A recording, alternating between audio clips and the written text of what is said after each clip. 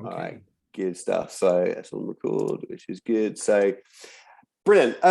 So I've invited someone on the call today. I suppose this is like a mini podcast of description. Normally our podcast a lot longer than this, but we kept this to a short I suppose 10 minutes or so, talking about a particular subject that not many people are familiar with when it comes to running recruitment companies. And this is about running a certified B Corporation, which in essence, for those of you who don't know, as far as I understand, are the leaders in the global movement for more of an inclusive, equitable, and regenerative economy. And I think it's a really good measurement of a company's entire social and environmental impact. I did some research on this. I think, as far as I know, there are about 3,500 certified B corporations across 150 different industries in 71 different countries. As far as I know, though, in the recruitment and staffing world, there are only 16 recruitment companies who are B Corp. And in fact, there's only one in Ireland. And I'm very happy to have invited that one in Ireland along today to have a chat with us a little bit about what it all means, why do it, and so on and so forth. So first of all, Andrew Murphy from Coopman Search and Selection, thanks for joining us today. How are things?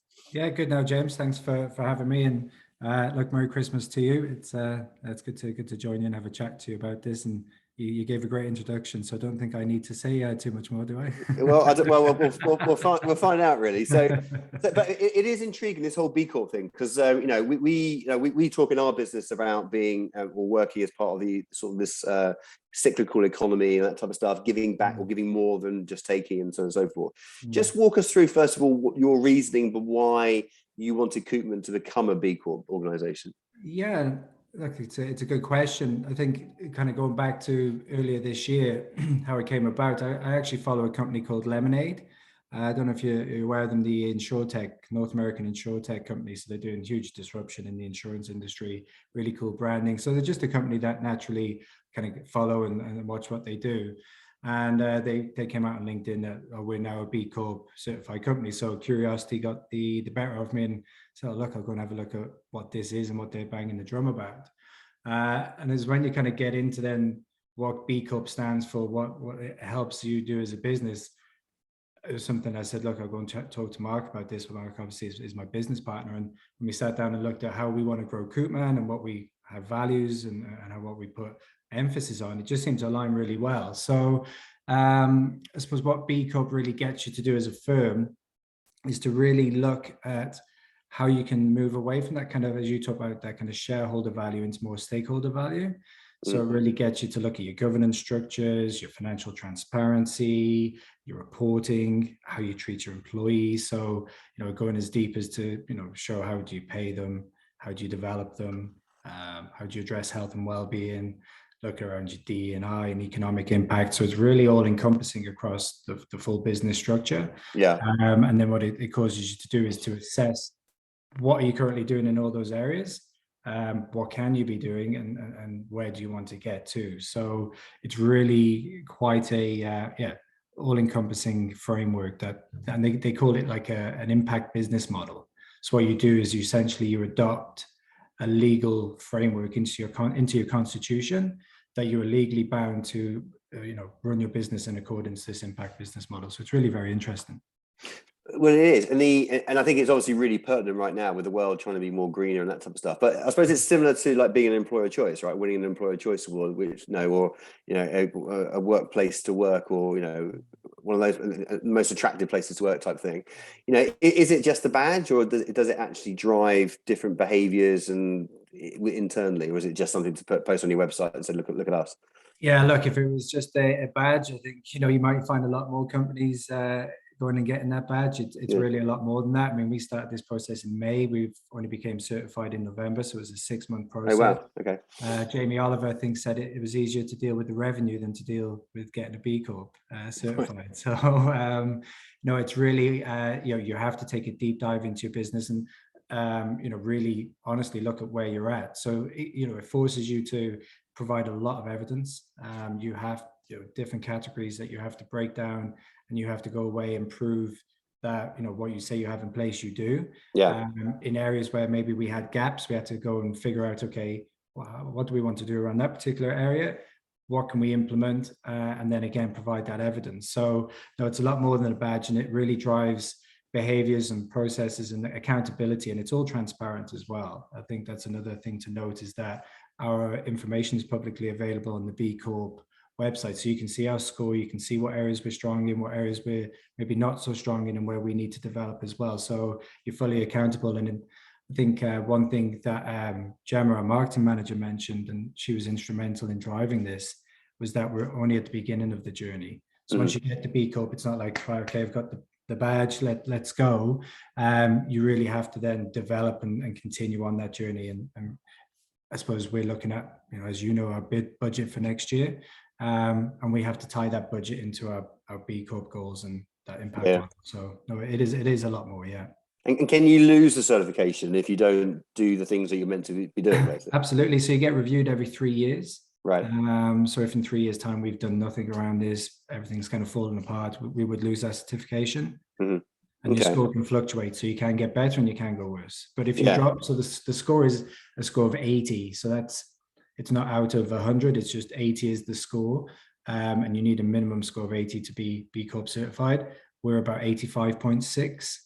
Which is strong, considering, again, we're only 2 years old as a firm. So there's a lot of areas where we just don't have necessarily the scale, or we're not producing a good. So there's certain environmental areas we couldn't necessarily talk about. But to get a score of 80, and then you have to maintain that. And then from a sort of a social environmental perspective, are you, as a business then, are you therefore physically doing things that are positively impacting the world as opposed to taking from it or just being neutral to it? So are you actually physically out there doing stuff that's making a difference? Yeah, and I think we were doing that even before the B Corp. So when we started Coopman, we put a lot of emphasis into our kind of CSR initiatives. So we picked a charity partner from the outset, the RSU Foundation. We've been doing fundraising and volunteering work for them. We plant 10 trees for every placement that we make in the industry on behalf of our clients. So these were things that we had in place. And I think with B Corp, it looks at how do you take that to the next level? So how do you, put a full volunteer program in place for all your employees instead of it just being ad hoc? Or, how are you engaging with your communities, both environmentally and socially? And again, it's looking at us as a business, how can we use it as a force for good and really use that influence and that impact? So it's really a case of giving back, but doing it internally and externally. And Andrew, with this bit about being a force for good, which I love that as a concept, that. But is it difficult as a recruitment company owner to be able to marry up being a force for good and making profit? I mean, do you have to relinquish one for the other?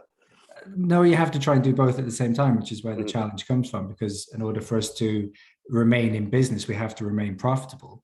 So it's not to lose focus of making money, let's say, or being profitable. But I think the emphasis is that you don't underpay your staff, give them no benefits, do any charity work so that you, at the end of the day, have more profit. I think it's a case of going, okay, we're making a profit, but how can we maybe make a little bit less and have a wider influence? It's just a redistribution, I would say. But the biggest challenge, and I think we wanted to do it at the beginning when we looked at it, because it just meant that we could scale in the right manner. We have it now in place. As we grow, we're just adding on. But at the same time, what was I going to say? That with the financial aspect, that we would just be able to do it in the right way. Yeah. And one of the things I've read about B Corp organizations is that they generally build a different level of trust with their communities, with their suppliers, with their partners, with their staff, and everything else. Do you feel, and I am putting a commercial hat on this a little bit, because that does impact things like business, new business, and retention of staff, that sort of thing. Has it made a positive impact to your business? I think we will start to see that. Obviously, we've just got that now. So I think next year will be, really where we start to see that impact. So I think, if you look from the client perspective, I mean, there's a lot of emphasis now for clients to address their supply chain. Other suppliers, seen as sustainable. So I think we now tick that box, absolutely. So I think we give the reassurance from a client perspective. So I think that will enable us to win new business, I would imagine, but also to remain as a key supplier. And then in terms, what was the other part? It was the retention of staff. Well, look, I think if you're paying people well, you're giving them great benefits. We do a lot now around kind of non-professional training. So we got Bank of Ireland in earlier this year to do financial training for our staff around kind of mortgages and savings and pensions. So it looks at those kind of aspects, and if you're providing that, and then you're focusing on development, you hope that you retain your staff. So that's the goal. But we'll start to see that hopefully in the years ahead now. No, fantastic. Well, listen, really, really fascinating. I'm sure people listening to this might want to reach out to you and find out a bit more about what you've done, the B Corp concept, and obviously Coopman as well. But was it 3,500 certified organisations around the world, and only one recruitment company in Ireland, and that's you guys. So for fair play to you for doing it and leading the charge, I think. No, thanks. And absolutely, if anyone wants to have a chat, I think one thing I'm noticing just from being a new member of the B Corp is everybody is very supportive. They all, celebrate the new members, and it is early days with the movement. I think a lot of people will be hearing this and have never heard of it before, but it's big in the States. It's catching on in the UK. And naturally, what happens in the UK tends to come over to Ireland at a certain time. So, I'd hope to see other companies taking this lead. It is very beneficial. And if they have any questions, more than happy to answer them. Yeah. Super. Andrew, thanks so much. I really appreciate it. Thank you. Thanks, James. All the best. Cheers. Bye. Bye.